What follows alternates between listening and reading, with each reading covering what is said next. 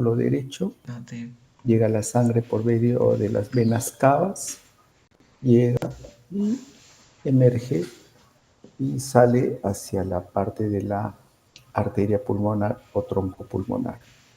La patología de la válvula pulmonar, como les dije, sobre todo es de origen congénito, que se ve, por ejemplo, en las estenosis pulmonares congénitas, tetralogía de Fallot, etc.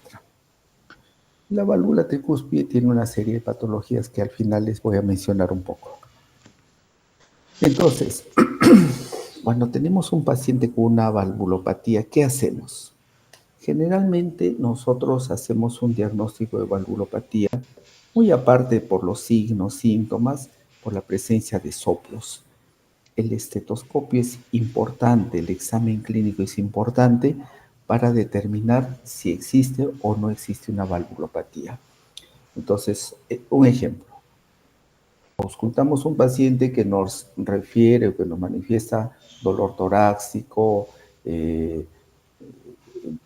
cansancio, y nosotros auscultamos el precordio y en foco aórtico auscultamos un soplo eyectivo, un soplo sistólico.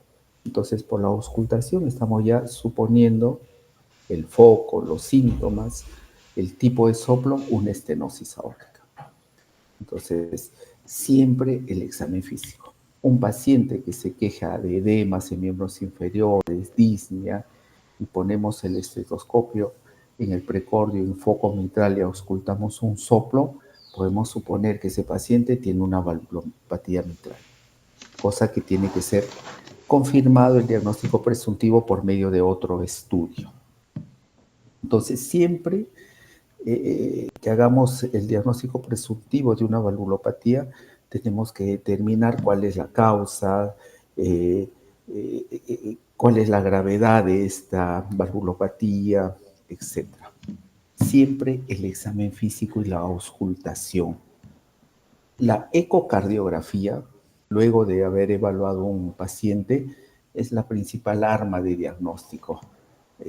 La ecocardiografía no solo visualiza el corazón en sus diferentes estructuras, sino tiene también opción a ver función. Si vemos la válvula aórtica en la ecocardiografía, vamos a ver si esa válvula tiene focos de fibrosis, se apertura bien, podemos ver gradientes, podemos hacer una serie de diagnóstico de acuerdo a lo hallado en el estudio ecocardiográfico. Entonces, la ecocardiografía es un arma importante en el diagnóstico de las valvulopatías. Mucho más importante que un estudio como un cateterismo cardíaco, que una angiotomografía, una angioresonancia cardíaca. La ecocardiografía se ha vuelto el estudio principal para el diagnóstico de una valvulopatía. No solo ve etiología, ve mecanismos, ve gravedad, pronóstico. Por ejemplo, vemos un paciente con una valvulopatía aórtica muy estrecha, muy cerrada, una gran gradiente, entonces decimos, este paciente, su pronóstico de vida a corto plazo está disminuido por el tipo de válvula que tiene, una estenosis crítica. Si vemos un paciente con una valvulopatía, por ejemplo, una insuficiencia mitral, un gran ventrículo dilatado, con una fracción de eyección muy disminuida, el pronóstico de ese paciente a corto plazo es malo. A veces ni la cirugía logra reparar. Imágenes tan buenas como la que se ve en este gráfico se muestra en la ecocardiografía. La relación entre la aorta y el atrio izquierdo es estrecho como se ve en los gráficos de anatomía. Válvula aórtica, delgada, coaptación total, válvula mitral con velos que se apertura en forma adecuada, el ventrículo, más arriba el ventrículo derecho. O sea, imágenes muy buenas se ve por estudios ecocardiográficos. Entonces, ¿qué hacer cuando un paciente se diagnostica un estudio por una serie de exámenes clínicos, ecocardiográficos, una valvulopatía? Primero, el examen clínico, confirmamos la severidad del cuadro, ya sabemos cuál es el principal estudio para confirmar la severidad. La ecocardiografía, después hay una serie de estudios. Vemos si el paciente solo tiene valvulopatía o tiene alguna condición cardíaca agregada.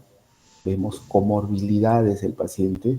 Por ejemplo, puede ser un fumador que ya tiene fibrosis pulmonar o cirrótico, ha tenido episodios de ACVs, tiene una nefropatía, etc.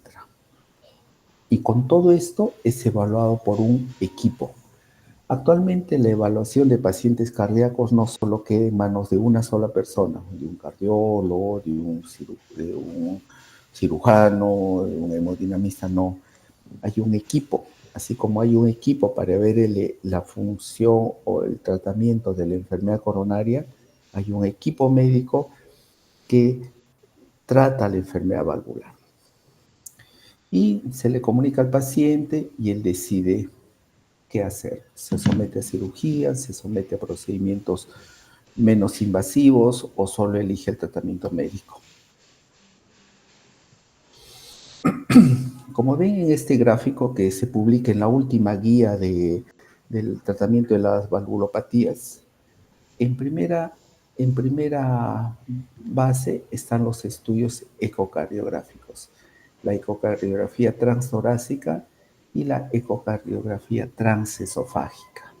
Las esofágicas, el eco lo ponemos a través del esófago, el cual mejora imágenes porque evita la interferencia del aire, que es el pulmón, interferencia de los huesos, músculos, y ve directamente el corazón sin esa interferencia de aire, de músculos, etc. Las ecotransesofágicas visualizan mejor mecanismos de enfermedad y nos guían también cómo tratar este paciente. Más abajo está la tomografía.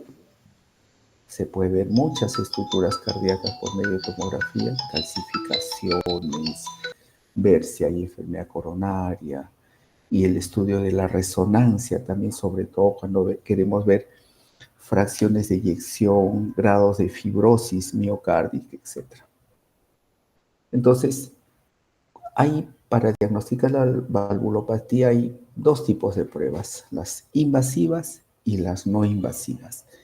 La principal prueba de diagnóstico, como les repito, es la ecocardiografía, que es un estudio no invasivo. Pero hay otras pruebas que sí tiene que someterse un paciente, por ejemplo, prueba de estrés. Ejemplo, pongamos un paciente que le auscultamos un soplo aórtico eyectivo, estenosis. Nos sometemos a un estudio ecocardiográfico, estenosis aórtica crítica o severa. Pero el paciente dice, no tengo síntomas, doctor, yo no me canso. Camino, hago mi actividad y no me canso. ¿Cómo verificamos si es verdad o no lo que manifiesta el paciente? Lo sometemos a una prueba de estrés para ver si de verdad el paciente no presenta síntomas. Otros estudios no invasivos, como ya mencioné, la resonancia, la tomografía, la fluoroscopía, sobre todo se ve en pacientes que ya se han colocado válvulas mecánicas y por el metal que se ve por los rayos X podemos ver movimientos. Y últimamente se está utilizando un biomarcador que es el péptido natriurético cerebral, el PNP. El PNP normal es menos de 100 picogramos por mililitro, pero el PNP que se incrementa es un signo de falla cardíaca.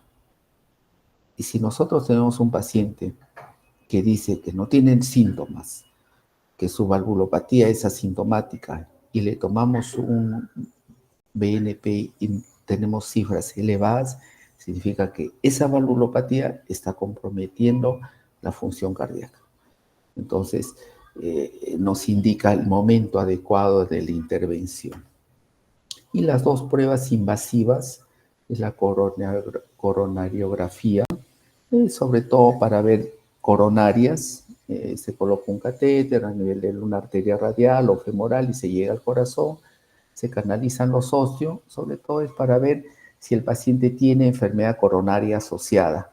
Por ejemplo, un paciente varón, 70 años, con una estenosis mitral o estenosis aórtica, puede ser que tenga asociada enfermedad coronaria. tenemos que saber si hay o no, porque cuando sometemos a cirugía el paciente puede comprometer más su función. El cateterismo cardíaco con medición de presiones a nivel del ventrículo, del atrio, o cateterizar a veces en la arteria pulmonar para medir presiones pulmonares, presión de capilar, es importante también. Entonces, estas son las dos pruebas invasivas que utilizamos para mejorar el diagnóstico o descartar alguna patología asociada cuando el paciente tiene una valvulopatía. Siempre que tenemos un paciente con valvulopatía, así sea leve o severa, tenemos que darle profilaxis porque antibiótica, sobre todo cuando lo sometemos a cualquier tratamiento el cual podemos movilizar gérmenes. Por ejemplo, un paciente tiene un niño, un adolescente que ha tenido fiebre reumática y tiene una estenosis mitral leve, que no es quirúrgico, pero ya tiene un daño valvular. O se ha detectado en un anciano o una persona de edad una estenosis aórtica leve, moderada, que no necesita tratamiento, pero la válvula ya no está normal. Entonces, en esos pacientes, cuando se someten a tratamientos invasivos, sobre todo dentales, retiro de uñas, cateterización de sonda por medio de sondas vesicales, etc., podemos causar bacteremia y esa bacteremia irse al corazón. Entonces, tenemos que hacer profilaxis antibiótica en pacientes con daño valvular. Algunas veces hacemos reparaciones valvulares, el paciente sigue con su válvula nativa, pero tiene una reparación, por ejemplo, una valvuloplastía, se ha colocado un anillo, etc. Tenemos que darle profilaxis antibiótica, porque la endocarditis sí es una entidad temible. Siempre paciente con valvulopatía, si sea leve, moderada o severa, tiene que mantener una higiene adecuada, sobre todo de boca, dientes, encías, y después piel, etcétera, porque bacteremia puede llegar a comprometer estas válvulas. Tanto es así que los americanos publican en forma periódica. La última guía americana publicada es en el año 2020, la guía del manejo del paciente con enfermedad valvular, el cual nos da una serie de pautas, indicaciones, son guías elaboradas por expertos, el cual nos sirve para determinar cuál es el mejor tratamiento. Y hace pocos meses, exactamente en septiembre, creo que sí, ¿no? Agosto, fines, se ha publicado esta guía. La clase anterior, por ejemplo, que hemos dado a ustedes, a sus compañeros, la guía 1 había sido publicada. No, creo que había sido publicada 2 o 3 días antes. Entonces, recién estoy actualizando conceptos para las clases de ustedes, porque varía algunas cosas. Algunos detalles varían. Entonces, los europeos, una serie de expertos que se reúnen, publica una guía el cual nos orienta cuál es el mejor tratamiento del paciente con valvulopatía. Vamos a hablar ahora de lo más importante, estenosis aórtica. La estenosis aórtica es una entidad, cuando es severa, es malo, es una patología que causa una sobrevida muy corta al paciente. A veces el paciente tiene una buena función ventricular, un corazón no dilatado, pero ya tiene síntomas y uno lo ausculta, lo examina y tiene una estenosis aórtica severa. Tenemos que operarlo. Es una de las pocas entidades patológicas ¿no? que no tiene tratamiento médico. Es un proceso obstructivo mecánico. No hay forma del tratamiento médico, no existe en la estenosis aórtica. Salvo en algunos pacientes, por ejemplo, que tienen un CA de páncreas, por ejemplo, ¿no? Metastásico, un sarcoma, etcétera, ¿no? En el cual ya invadió huesos, etcétera, ¿no? Que su probabilidad de vida sea menos de 1 año. Déjalo, pues, ¿qué vas a hacer, no? Un paciente con deterioro neurológico severo, ¿no? pero de lo contrario es una entidad eminentemente quirúrgica. Y la resolución, después de haber liberado esta estenosis de un paciente que tiene un corazón preservado, es impresionante. El paciente que lo encuentras cansado, deteriorado, lo operas, a los 2, 3 meses cambió su vida. Vuelve a ser una persona como cualquiera de nosotros, que camina, hace su actividad física, su actividad laboral, se une con la familia. Cada día tenemos más estenosis porque la población está envejeciendo en relación. Este es un gráfico, una foto de un libro, donde la válvula aórtica tiene 3 velos, les dije ya, 2 en relación a coronarias y uno no coronariano.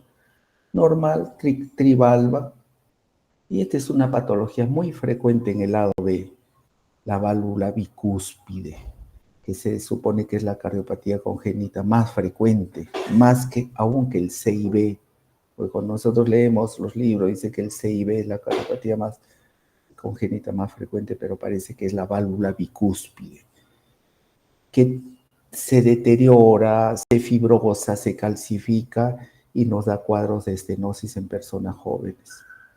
En el C se ve fusión de comisuras y un orificio central. Esto sobre todo se ve en la fiebre reumática. Inflaman los endotelios, fibrosa, fusiona comisuras. Y en la D se ve una válvula aórtica envejecida, degenerada por calcificación de sus velos. También el movimiento valvular está disminuido. Sobre todo se ve en personas de edad en relación con la aterosclerosis, etc. ¿A qué se le llama estenosis aórtica? O sea, ¿cuál es el concepto de estenosis aórtica? Estenosis aórtica es cuando el flujo entre una cámara, que es la ventrícula y la aorta, está estrecha, disminuida. Pero ¿a qué se le denomina estenosis aórtica severa? Severa ya cuando tenemos que hacer una acción para corregir eso.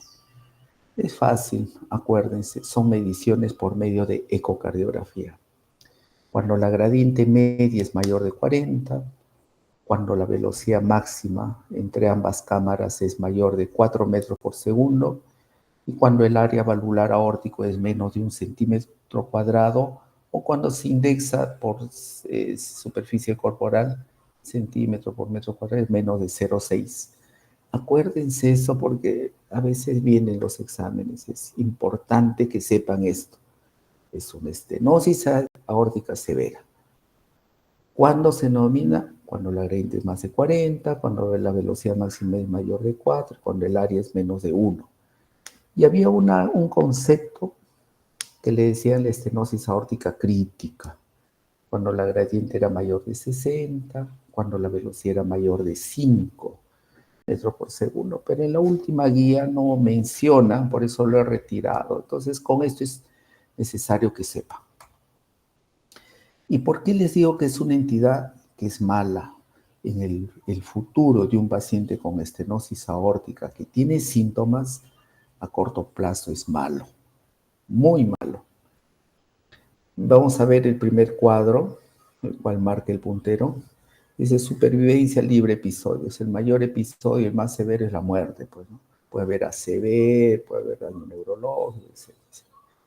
Mírense la línea marrón que nos indica una severidad, la velocidad más de 4 metros por segundo. A los 5 años casi ya no hay pacientes. En cero. Cero. Todos han tenido un episodio. A veces hasta la muerte, ¿no? Pero cuando la velocidad va aumentando, celeste acá lo ponen de 4,5, rojo de 5,5, de 5 a 5,5 y mayor de 5,5. Cuando es muy alta la velocidad, el pronóstico es malo. Miren, a los 3 años, libre de episodios, menos de un 20%. Es por eso que esta patología requiere tratamiento quirúrgico o reemplazo de la válvula en sus dos formas, ¿no? Que es quirúrgico o percutáneo. Es importante que sepamos eso. Y aquí hay un concepto que uno lo lee, dice la estenosis aórtica grave o severa, sintomática, tiene un pronóstico desalentador, porque han visto que en los cuadros del paciente a pocos años no se liberan de un episodio grave que incluye la muerte. Por eso se recomienda la cirugía temprana o la intervención temprana. Salvo, como nuevamente le repito, en los pacientes que su pronóstico de vida ya pues algo pasa, ¿no? Tengan un cáncer, tengan un daño neurológico, etcétera, que ya pues, ¿no? ¿Para qué operarlos, no? Tratamiento médico no ha demostrado efectividad. Ya no leer más. La cirugía demostrada su efectividad, o mejor dicho, el reemplazo valvular ahora. El tratamiento médico no hay. El diurético, el beta, no sirve eso. Este es un cuadro que les voy a resumir, pero ustedes lo lean lo más detenidamente. El paciente con estenosis aórtica severa, si tiene síntomas, ¿cuáles son los síntomas? Realmente son 3 síntomas en la estenosis aórtica: la disnea, el dolor torácico y el síncope. Esos son los síntomas característicos de una estenosis aórtica.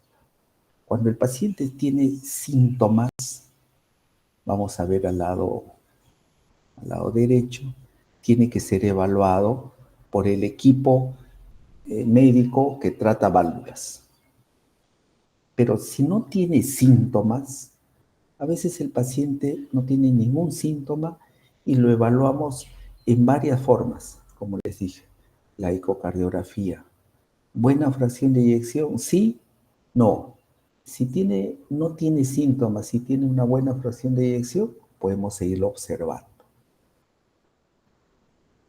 Otro estudio, el ProBNP o BNP. Si está en valores normales y un corazón sin alteraciones, observación, vigilancia cercana, continua, como se ve en el lado izquierdo. Muy bien. Si el paciente tiene síntomas, sea cual sea su función ventricular, el niveles de ProBNP, pasa una evaluación. ¿Y qué hemos dicho? El reemplazo valvular aórtico. Hay 2 tipos o 2 formas de hacer reemplazo valvular aórtico. Por medio SAP, es la sustitución, cirugía de reemplazo valvular aórtico, cirugía. Y TAVI, ya saben, es el implante de una prótesis percutánea.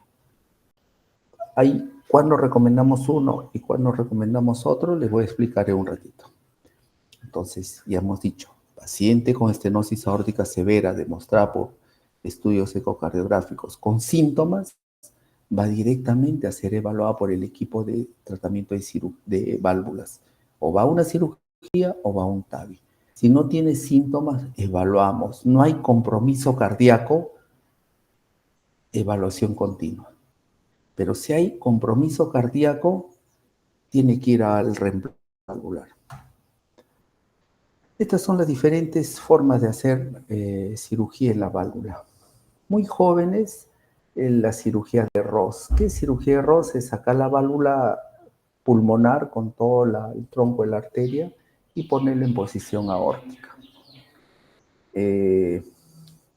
No se hace mucho. Es muy complejo y no tiene buenos resultados a largo plazo en algunas situaciones. Tal vez algunos cirujanos critiquen lo que hablo, pero es complejo y se está usando menos cada vez. Las válvulas mecánicas y las válvulas biológicas. Si son jóvenes, menos de 60 años, dice que le pongamos una válvula mecánica. ¿Cuáles son los limitantes? El uso de anticoagulantes. Mayor de 70 años, una bioprótesis, una válvula biológica o un TAVI. Entre 60 y 70 años, hay que ver ciertas condiciones del paciente. Hay una técnica que se utiliza más en jóvenes, en pacientes desahuciados, pacientes con cánceres, daños neurológicos o que no podemos hacer cirugía porque hay mucho daño. Le abrimos la válvula con un balón. Una mejoría pobre a corto plazo. No es bueno. Es muy raro hacer valvuloplastías con balón en una estenosis aórtica calcificada, realmente en pacientes desahuciados, pacientes inestables, paliativo, etc. Esta es la valvuloplastía. Ponen un balón, inflan, rompen esa estenosis, lo abren. El problema es que al fracturar podemos hacer embolismo del material calcificado que tiene la válvula. Esa es una foto, ¿no? Reemplazo en la válvula aórtica. Indicado el reemplazo con estenosis aórtica severa o grave sintomática. Así tengas pequeños síntomas. Y si no tienes síntomas, te somete a una prueba de esfuerzo y te toman prueba de BNP. Si salen bajo los dos o sale normal la prueba de esfuerzo, manejo médico, observación. Si no, cirugía o TAVI. Las dos formas son de tratamiento de reemplazo valvular aórtico. Reemplazo por medio de una cirugía, pecho abierto, con conexión a circulación extracorpórea y por medio de un catéter, que es lo que se está haciendo ahora, ¿no? Generalmente los catéteres se abordan por arteria femoral, llegan a la aorta y se implanta la prótesis. Pero en casos muy calcificados de arteria femoral se puede colocar hasta por las arterias carótidas que descienden directamente hacia la aorta, ¿no? Sabemos, SARP es sustitución de la válvula aórtica quirúrgico y TAVI, pues el implante, ¿no? Esto leanlo. Menor de 70 años, mejor es una cirugía y mayor de 70 años un TAVI. También en la cirugía en anillos hostiles le llaman, cuando es muy calcificado, muy calcificado, que por el TAVI no van a poderlo abrir. En válvulas bicúspides, hay anillos muy pequeños que el TAVI aún no hay, o anillos muy grandes, o cuando la distancia entre el anillo aórtico y la emergencia de la coronaria es muy pequeña, va a la cirugía. Pero si es un paciente joven, pero tiene alguna comorbilidad, por ejemplo, daño renal, aorta calcificada, podemos no solo guiarnos por edad, sino por condiciones anatómicas, condiciones adicionales, ¿no? Pero últimamente, a pesar de que esta publicación es muy reciente, el paciente elige cuál es el procedimiento a seguir, porque estas son solo recomendaciones que da el cirujano hacia el paciente. Pero un paciente joven, puede decir 50, 60 años, ¿sabe qué, doctor? Yo quiero un TAVI, pues. No quiero que me operen el pecho, me pongan una válvula implante percutáneo. No tengo tórax deformado, no tengo enfermedad coronarias, pero quiero un TAVI. Y se puede hacer. Tanto así, hay fotos, gráficos, entran, inflan un balón, colocan la válvula, un procedimiento que dura menos de una hora. Una cirugía cardíaca dura 3, 4 horas, ¿no? Esto dura rápido. Allá. Hay algo que...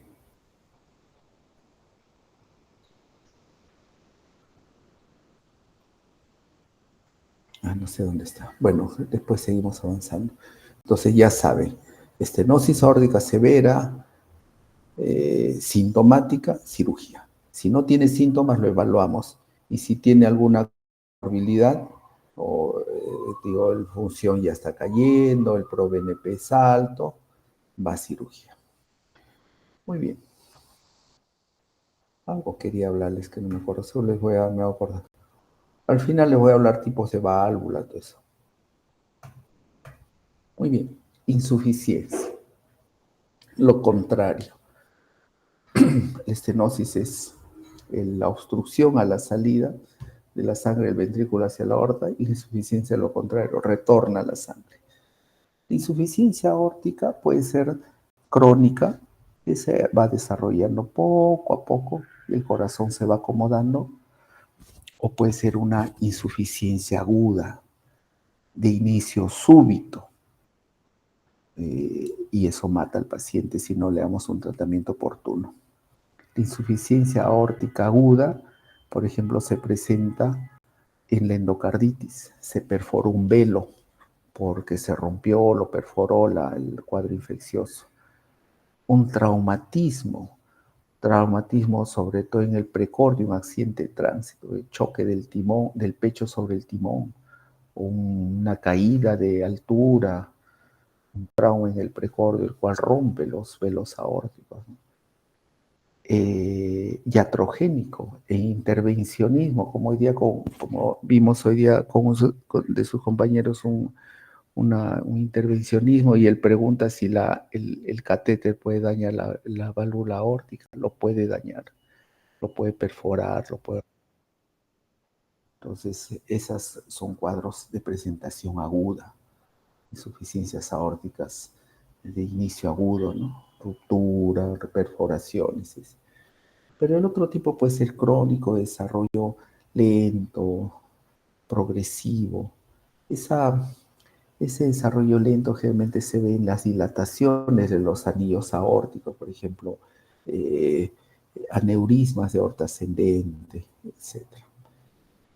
Algunas veces la valvulopatía aórtica, esos velos se van engrosando y se van retrayendo, como puede verse una retracción por fibrosis, como puede verse, por ejemplo, en fiebre reumática, dada una insuficiencia, ¿no? Siempre la ecocardiografía. Cuantificamos el grado de insuficiencia aórtica por medio de estudios ecocardiográficos. Ustedes escuchan un soplo de regurgitación aórtica, un soplo diastólico en foco aórtico, nos lleva a pensar una insuficiencia.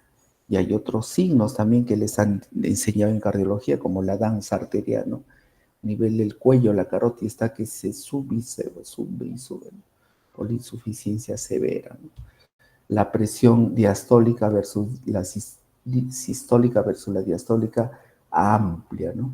Tenemos una sistólica en 120, por ejemplo, una distólica en 40. Signos de insuficiencia aórtica, ¿no? Pero la ecocardiografía es el principal estudio para evaluar severidad, anatomía, compromiso, etc. Los otros estudios, tomografía, resonancia, también son buenos, pero la ecocardiografía es indispensable. Este es un gráfico sobre cómo evaluamos la insuficiencia aórtica, la regurgitación aórtica. Hay criterios para decir cuándo son severos. Hay criterios cualitativos, cuantitativos, semicuantitativos y cuantitativos, ¿no? Cualitativos, vemos velos deformes, rotos, ¿no? Semicuantitativos, la vena contracta, que es el flujo, es una visión ecográfica. Uno mide el flujo de regurgitación más de 6 milímetros, el tiempo de hemipresión mayor de 200 milisegundos, el jet mayor de un 60% del volumen eyectivo, ya, etc. Esto no les voy a preguntar porque es más para la especialidad, ¿no? Y cuantitativos, el orificio regurgitante efectivo, fracciones de eyecciones disminuidas, etc. Otra forma de evaluar, se evalúa criterios, el mecanismo, ¿qué ha pasado? ¿Se ha perforado, se ha retraído, se ha prolapsado, la aorta se ha dilatado, hay una mal coaptación de las cúspides, esos nódulos de Arancio que tienen que cerrarse no llegan a cerrarse, daño que se ha producido a nivel del ventrículo, dilataciones, fracciones de eyección, y todo eso corroborado por estudios de tomografía y de resonancia. Entonces, todo eso implica la evaluación de una insuficiencia aórtica. Y este es un gráfico que solo le voy a decir, el gráfico en la aorta, presión 120/80, a nivel del ventrículo, la presión diastólica 10. Dije, ahí nos quedamos. Una fracción de dirección adecuada. Pero si se produce una insuficiencia aórtica aguda grave, el flujo regurgitante incrementa severamente la presión diastólica, que era 10 sube a 50. Y la fracción de eyección trata de elevarse para tratar, el corazón trata de expulsar ese volumen ¿no? a mayor, ese mayor. Ese incremento de la presión diastólica final del ventrículo se transmite hacia las venas pulmonares causando una patología que se llama edema agudo de pulmón. El paciente muere a veces por descompensación hemodinámica. Si pasa, se acomoda, tiempo, manejo médico, etcétera, etcétera, la presión diastólica trata de disminuir, ¿no? Siempre incrementando fracción de eyección, pero trata de expulsar el mayor volumen regurgitante. Si ya va descompensándose, la presión diastólica se vuelve a incrementar. Y las presiones se corrigen, pues, si uno hace una reparación valvular o reemplaza la válvula. Entonces, principalmente veamos esto: insuficiencias aórticas agudas. ¿Qué ocurre? Incrementa la presión telediastólica en el ventrículo izquierdo y eso se transmite al atrio y eso se transmite a las venas pulmonares, eso se transmite a nivel del capilar pulmonar, incrementando presiones y edema agudo de pulmón. Siempre que hay insuficiencia aórtica aguda, severa, necesitamos someter al paciente a un tratamiento quirúrgico. No hay forma a veces de mantenerlo vivo. Diuréticos, etcétera, no salvo que no tengamos un hospital donde no manejemos, donde no se maneja cirugía cardíaca, pues el tratamiento médico, tratar de llevarlo, ¿no? Si es una endocarditis infecciosa, una disección o ruptura de velo, tenemos que operarlo, sustituir eso, ¿no? Pero si el paciente tiene una insuficiencia aórtica severa crónica, también vemos si tiene síntomas o no. Si tiene síntomas, directamente va a cirugía. Y si no tiene síntomas, eso también hay que ver. Si no tiene síntomas, lo sometemos a diferentes pruebas para ver si el paciente ya dilató el ventrículo,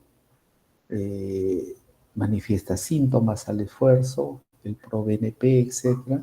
Y si sale un ventrículo dilatado, desarrolla síntomas a las pruebas de esfuerzo, el ProBNP elevado, lo sometemos a un tratamiento quirúrgico sobre todo, de reparación o de reemplazo valvular. A veces el paciente a la vez tiene enfermedad coronaria, como les dije, se hace cateterismo, se hace la cirugía coronaria y de la aorta. Ya.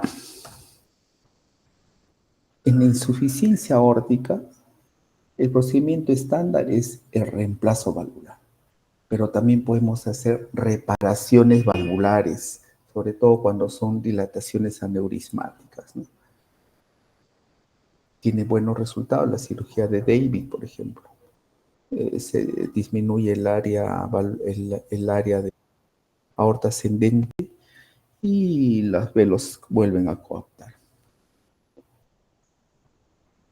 Tratamiento médico en aquellos pues donde no tienen opción a cirugías, en pacientes que tienen una comorbilidad asociada mayor. Por ejemplo, un paciente que ha sido atropellado, tiene daño hepático, daño neurológico, y tiene una insuficiencia aórtica severa por traumatismo. Ya, pues a veces operarlo no va, pues, ¿no? O una endocarditis que embolizó a cerebro, tiene un absceso cerebral. Válvula mitral. La válvula mitral generalmente se afecta en los países como el nuestro por fiebre reumática. La fiebre reumática llegó a ser por momentos un problema de salud pública porque dañaba el corazón a largo plazo. Hay una fiebre reumática aguda que puede dañar rápidamente las válvulas, pero más es el daño valvular a largo plazo. Va degenerando, fibrosando, es un proceso inflamatorio que se va prolongando en el tiempo. Pacientes que han tenido fiebre reumática en niños a los 20, 40, 50 años recién hacen la valvulopatía. Esa fibrosis, esa fusión de comisuras, esa retracción de los velos, calcificación, se va presentando de poco a poco, poco a poco. En los países desarrollados, donde el sistema de salud es mejor, la fiebre reumática casi ha desaparecido. Pero en estos pacientes, en estas sociedades, también vemos estenosis mitrales, pero de tipo degenerativo, sobre todo en pacientes de edad. Las estenosis mitrales, hay una relación con el sexo, más son las mujeres afectadas. Algunas veces yo he visto también, la válvula mitral puede fibrosarse por radiación, por ejemplo, en radiación por cánceres de mama. He visto fibrosis por radiaciones por oncológicas, ¿no? Acá vemos un gráfico ecocardiográfico, la válvula mitral gruesa, puntos de calcificación, el atrio derecho se dilata, el ventrículo, y el orificio cada día va disminuyendo más.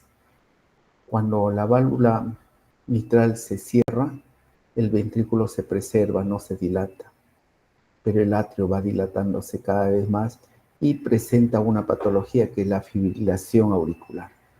En este atrio agrandado, dilatado y con una contracción ineficiente, fibrila y obstrucción al paso, se forman coágulos. Y esos coágulos, esos trombos, pueden migrar a cualquier parte del cuerpo, pueden migrar al cerebro, pueden migrar a los miembros inferiores, como han hecho ustedes su seminario.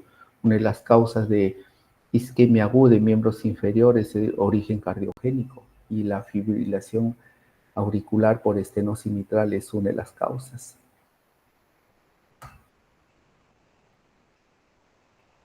Este está mejor. Pero acá vamos a ver los criterios diagnósticos. Cuando el área valvular mitral es menos de 1.5, se determina que es severo. Acuérdense eso. En la válvula aórtica era 1, pero en la válvula mitral es 1.5 centímetros cuadrados. Cuando es menos ya es muy grave, muy severa, ¿no? Tiempo de mepración mayor de 150 milisegundos, y cuando es más de 220 es muy grave, ¿no? Esto les voy a enseñar ahorita. Entonces ya determinamos que un paciente tiene una estenosis severa por área, menos de 1.5. También se hablaba de la gradiente, cuando la gradiente transmitral entre el ventrículo y la atrio es mayor de 5, pero ya no le están considerando mucho, más es el área. Síntomas, sí, cirugía. Si no hay ninguna contraindicación, cirugía. No, ahorita les explico, llega cirugía. Si no tiene seguimiento, no tiene síntomas, no hay riesgo de embolismo, el test es negativo, etcétera, etcétera, seguimiento. Y hay un procedimiento que es la valvuloplastía mitral percutánea, que se ve como un procedimiento entre el seguimiento y la cirugía. ¿Qué cosa es esto? Esto es, se pasa un catéter por vía femoral, se llega hacia el atrio izquierdo, se atraviesa la válvula mitral y se apertura un balón, así como se hace valvuloplastía aórtica en casos muy seleccionados.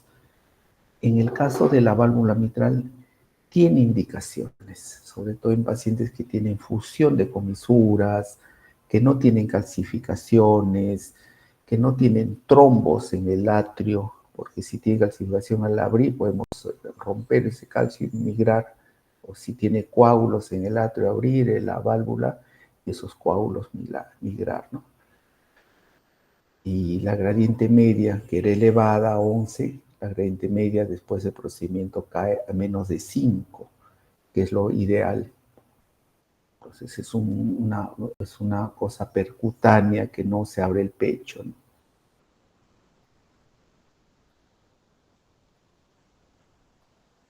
Estas son las contraindicaciones de una comisurotomía mitral.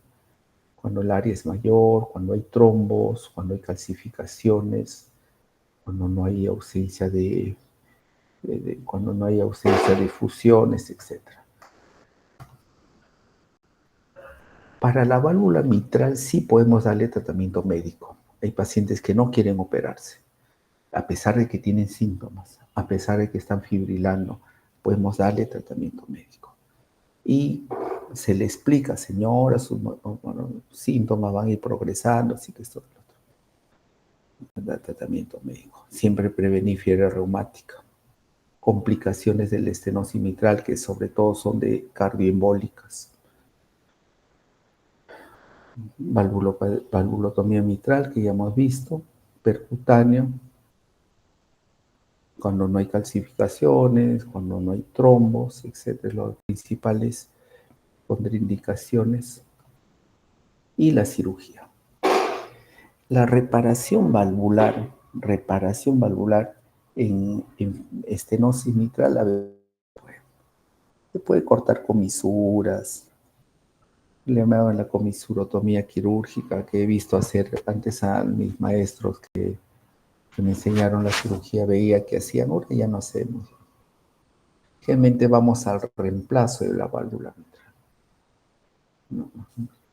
Retiramos esa fibrosis, retiramos esos velos enfermos e implantamos prótesis, que pueden ser biológicas o mecánicas, como también le voy a explicar a continuación. Entonces, en la estenosis mitral severa, ¿no?, que el área es menor de 1.5, hay dos procedimientos quirúrgicos. La valvuloplastía con balón, que tiene ciertas contraindicaciones, sobre todo calcificación y trombos, y la cirugía que se reemplaza esa válvula mitral. No hay más. Y otro, el tratamiento médico que podemos llevar en algunos pacientes. Otra patología es la insuficiencia mitral. Insuficiencia mitral sí es malo. El paciente con insuficiencia mitral a veces nunca se recupera. Por más que lo operes, el corazón ya se daña, porque la insuficiencia mitral causa mucha dilatación del ventrículo izquierdo. Disminuye la fracción de eyección y a veces por más que lo operes, el paciente no queda bien. Hay una valvuloplastía mitral primaria y una secundaria. Primaria se dice cuando la válvula en sí está dañada. Ahí se puede afectar la válvula por fibrosis, por ejemplo, una retracción en fiebre reumática, degenerativo, las cuerdas tendinas se retraen, etc. Endocarditis, lesiona cuerdas, rompe, etc. Y la insuficiencia mitral secundaria cuando las estructuras, la válvula, la cuerda tendinas son normales. ¿Y qué es lo que produce? A veces se dilata el anillo. La morfología del ventrículo cambia. El ventrículo izquierdo tiene una forma de elipse, cambia a ser redonda y se altera esa fuerza de cierre, de coaptación, sobre todo en la cardiopatía isquémica. Entonces se altera esa morfología, ¿no? Entonces, primaria, cuando está alterado algún componente valvular, y secundaria, los componentes valvulares están normales, pero ¿qué ocurre? Se dilata el ventrículo, esa forma no esférica, como una elipse del ventrículo cambia y se vuelve una bola redonda, tracciona las cuerdas tendíneas, impiden su cierre. Algunas insuficiencias mitrales, por ejemplo, cuando hay infarto, por ejemplo, en esta zona, ese infarto causa que voy a cambiar de color ya. Ay, muy chiquito.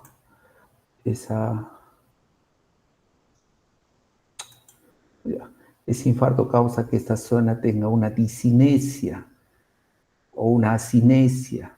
En esa zona no se mueven los músculos y también causa insuficiencias mitrales, a pesar de que el aparato valvular esté normal, ¿no? diferentes tipos de insuficiencia que se han ido, es una clasificación, retracciones, ruptura de cuerdas tendíneas. Si se rompe una cuerda tendínea, se prolapsa la válvula. Fibrosis por irradiaciones, cardiomiopatías isquémicas y una serie de clasificaciones de la insuficiencia mitral.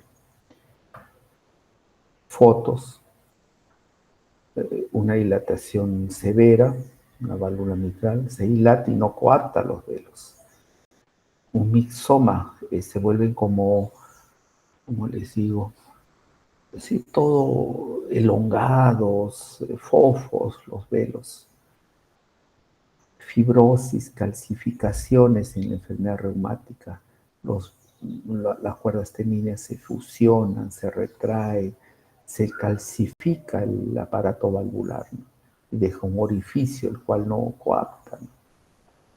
Esto le digo en la cardiopatía isquémica cuando la forma de elipse se modifica y se vuelve una esfera, ¿no? Muy bien. La insuficiencia mitral, al igual que la insuficiencia aórtica, puede ser crónica o aguda. Aguda muy parecido a lo que tiene la insuficiencia aórtica severa, aguda, severa, ¿no? Endocarditis, ruptura de velos, cuerdas por medio del cuadro infeccioso, traumáticas, infartos de miocardio. El infarto cuando compromete músculo puede romperse y las cuerdas quedar bailando y causar una insuficiencia mitral aguda, severa, ¿no?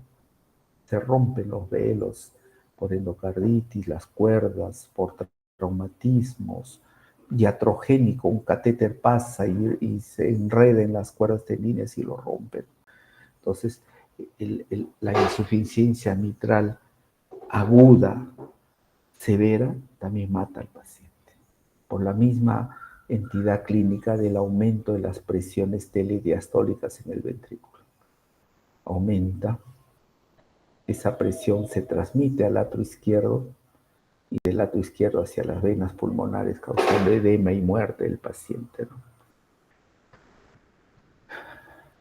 Al igual que la evaluación de la insuficiencia aórtica, hay una serie de criterios cualitativos, cuantitativos, para ver el origen de esta insuficiencia, ¿no? Y los mecanismos, ¿no? Diferentes mecanismos que hay a nivel del ventrículo, del atrio, etc.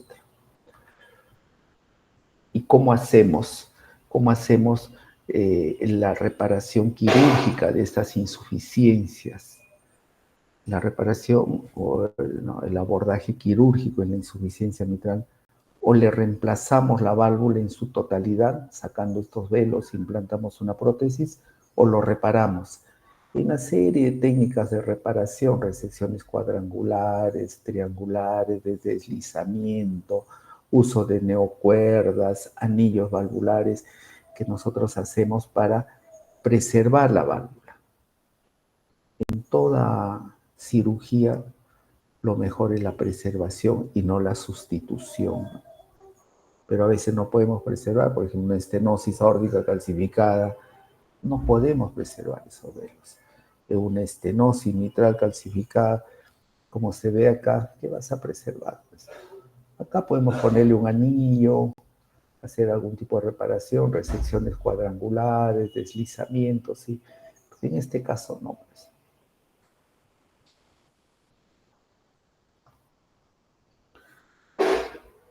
La insuficiencia mitral crónica tiene mal pronóstico. ¿Por qué? Porque ha dilatado el ventrículo.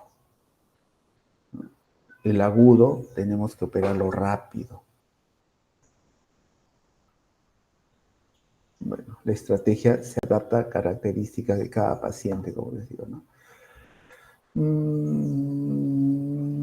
No, esto ya no mucho.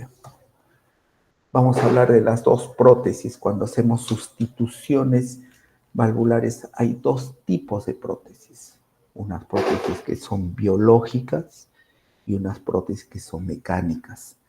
Las biológicas son de dos tipos, de dos componentes. De vaca, que son las prótesis biológicas de bovino, del pericardio bovino, o las prótesis biológicas de porcino, que son de la válvula del chanchito, lo sacan y lo ponen sobre un andamiaje, sobre una estructura que lo cose. Entonces hay dos tipos de válvula, en biológicas, ¿no? El pericardio bovino o porcino, válvula porcina. Y en mecánicos son después de acero, de titanio, altamente resistente.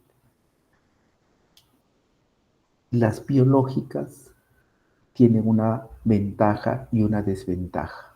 Esto acuérdense, doctores. La principal ventaja de una válvula biológica es que evita la anticoagulación. No necesitamos estar anticoagulados cuando estamos portando una prótesis biológica. Y podemos tener una mejor calidad de vida, no tomar pastillas, correr, caernos, saltar, hacer deporte, lo que sea. Pero su principal desventaja de la prótesis biológica es su tiempo, su duración en el cuerpo. Normalmente dura 12 años, 15 años promedio, ¿no? Después se deteriora, se fibrosa, se calcifica esa válvula. La válvula mecánica tiene una ventaja y una desventaja. La principal ventaja de una válvula mecánica es su duración. Puede durar años, 30 años, hasta más. Más, es biológico, mecánica urañísimo, si no se deteriora. Pero la principal desventaja es el uso de anticoagulantes. Entonces, con estos dos conceptos de las ventajas y desventajas de cada válvula, nosotros elegimos la válvula para cada paciente. Factores que determinan la elección de la válvula. Esperanza de vida. Si es un paciente joven, 25 años, le ponemos una mecánica o una biológica. Generalmente una mecánica, porque tiene para vivir 60 años más esa persona. Pero si tienen 85, 78, una biológica le va a durar 12 años hasta que tenga 90, 80 y tanto, ¿no? Estilo de vida y factores ambientales.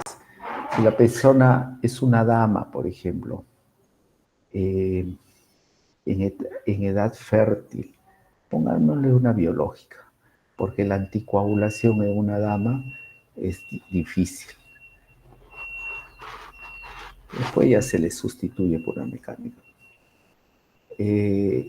Es una persona que hace mucho deporte, por ejemplo, hace deporte de contacto, o hace andinismo, hace tabla, ¿no? Donde hay continuo trauma, pónganle una biológica, no necesita estar anticoagulado. Vive el paciente en una provincia, esa provincia que los colombianos nos quieren quitar en Santa Rosa, por ejemplo, lejísimos. No sé si habrá control del nivel de anticoagulación ahí. Pongámosle una biológica, porque ese paciente, su control de anticoagulación va a ser muy, muy escaso, ¿no? Sabemos que los límites de anticoagulación en una prótesis mecánica tiene que estar entre 2.0 y 3.0 de INR. Riesgo tromboembólico hemorrágico.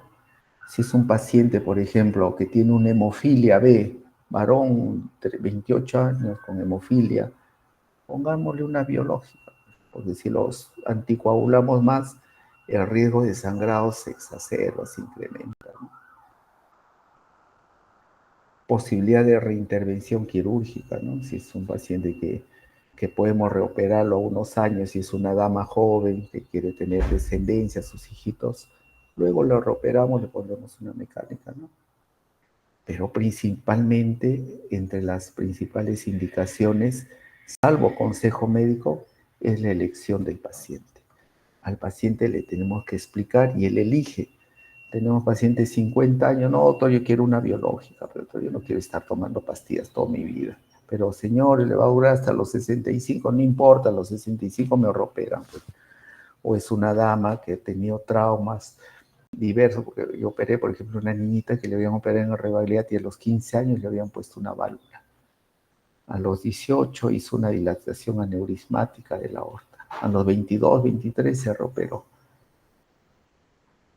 Doctor, y la familia mecánica, doctor, no queremos que se reoperó, es joven. No, doctor, ella no va a tener hijos, tiene una alteración genética, un cromosoma malo, ella no quiere tener hijos, póngale una mecánica porque ella ha decidido no tener descendencia. Elección del paciente, ¿no? Es importante. Pero hay líneas generales, ¿no? Bioprótesis en pacientes con esperanza de vida corta, comorbilidades. Por ejemplo, operamos un paciente que tenía un cáncer, creo, iban a operarlo y la cirugía iba a ser larga y la anticoagulación por la warfarina, por biológica. Muy bien. Esta es la recomendación, pero esto tengo que actualizarlo. Es muy parecida a la última guía, pero ¿por qué lo dejé? ¿Por qué lo dejé? Por esto. Si ven acá, se recomienda el uso según el deseo del paciente informado. O sea, y en las mecánicas y en las biológicas se recomienda una bioprótesis según el deseo del paciente informado. Y en las mecánicas se recomienda según el deseo. O sea, la indicación ustedes la dan, pero ellos eligen. O sea, eso es importante que sepamos. La elección depende del paciente, pero tiene que tener orientación médica. Si es un paciente hemofílico, quiero una mega, no, pues señor, no puedes hasta morir, pues no. Le explicas, pero ellos eligen. Diferentes tipos de válvula, como les enseñé a los compañeros suyos en las prácticas, se comenzó con una válvula jaula-bola que subía y bajaba de acuerdo al ciclo cardíaco. Muy buenas, pero con un flujo turbulento porque la sangre salía por los bordes. Hemólisis por el golpeteo de la bola sobre el anillo. Después se formaron las últimas válvulas mecánicas, las de doble hoja, las que se utilizan, que la apertura es total, el flujo de sangre ya no es turbulento, sino laminar como tiene que ser, ¿no? Flujos laminares. ¿Y por qué se ven negras? Porque el acero, el titanio, es cubierto por una capa de carbón pirolítico que hace que sean más biocompatibles. Y los dos tipos de válvula, una porcino, que se saca la valvulita al cerdo y le pone sobre un armazón, lo cose, y las válvulas de pericardio, que también sale como láminas que se cosen sobre una estructura. Las dos son buenas. Yo prefiero pericardio en algunas situaciones y porcino en otras, pero las dos son buenas. Los puntos se pasan a nivel del anillo valvular y se cosen sobre la válvula, ¿no? Y eso se implanta. Doctores, eso es todo. Yo cuando haga la clase de cardiopatía coronaria les voy a enseñar más gráficos, si no por la hora les he cortado un poquito los gráficos.